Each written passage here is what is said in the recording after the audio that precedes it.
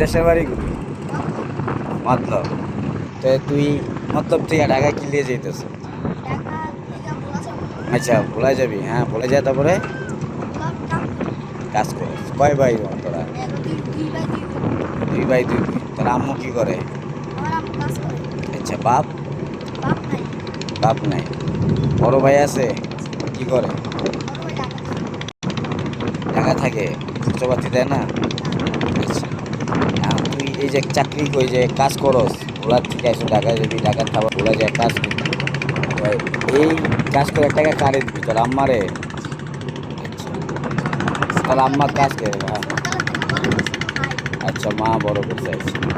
এখন তুই মানে হ্যাঁ মারে না দিলে কারে দিবি? মানে মারে খাওয়াইতে চাস?